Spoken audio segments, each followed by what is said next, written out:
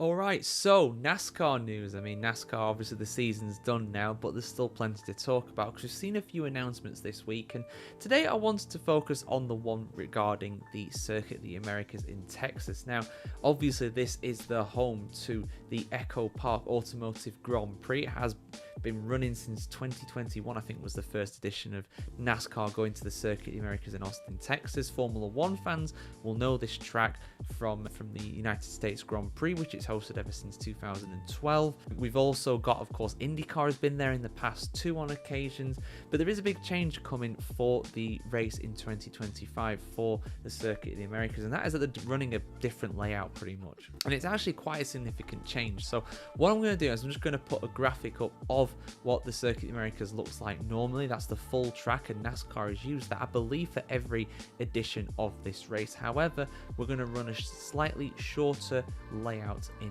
2025, which looks like this, which I'm going to just put on the screen now for you guys. So basically what happens is that instead of continuing down the S's section from turn 6 all the way down to turn 11 where the hairpin is, instead the drivers are going to head left there and kind of run around through a little chicane and then rejoin the big back straight and go into what is normally turn 12, but I believe that would actually make it, I don't know, turn 10, something like that. All the corners get rearranged because of that.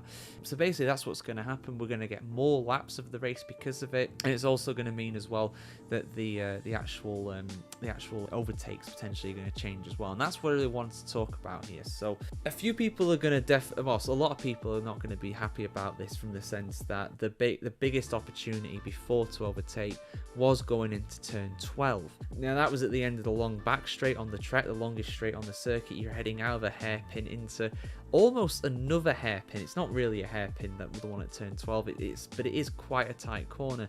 That is the main overtaking opportunity, and people are going to be worried that maybe overtaking is going to be more difficult as a result of that. And to be honest, I think it probably will be more difficult because of that. But I also think as well, potentially this might suit the NASCAR cars a little bit better, because you don't miss out the entire SS section, you do miss out half of it.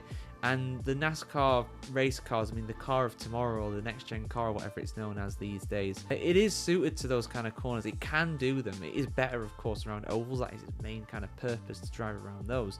But, you know, when it comes to these, it is better in relatively slow speed corners, and obviously the highest of the high speed being at ovals. And in between that, the cars do struggle a little bit. So it's an interesting one.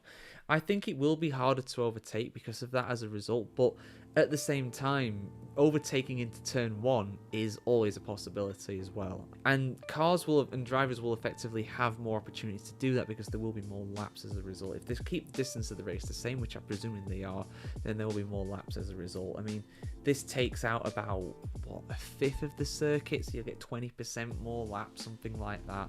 So I don't think it's the worst change by any means. It's an interesting one they've done with this. I'd like to think NASCAR will have spoken to the drivers and got their thoughts on it, but I want to hear your guys' opinion. What do you think about NASCAR running this different layout of the Circuit of the Americas? Because for me, this makes it, I mean, it's different obviously, but this makes it closer to the Roval in Charlotte, for example. I mean, yeah, you obviously at the Oval, you go on the banked oval for part of the circuit.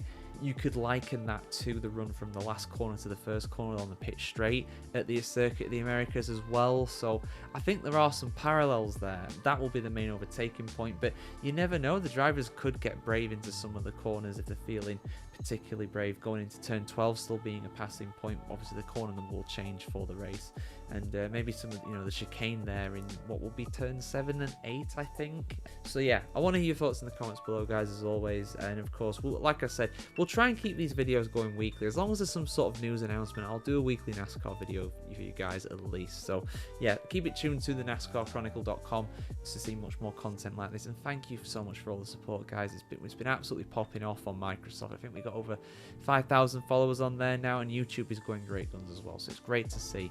And yeah, we'll see you very soon, guys. Like, share, comment, subscribe, ring the bell as well, and we'll see you very soon. Have a good one.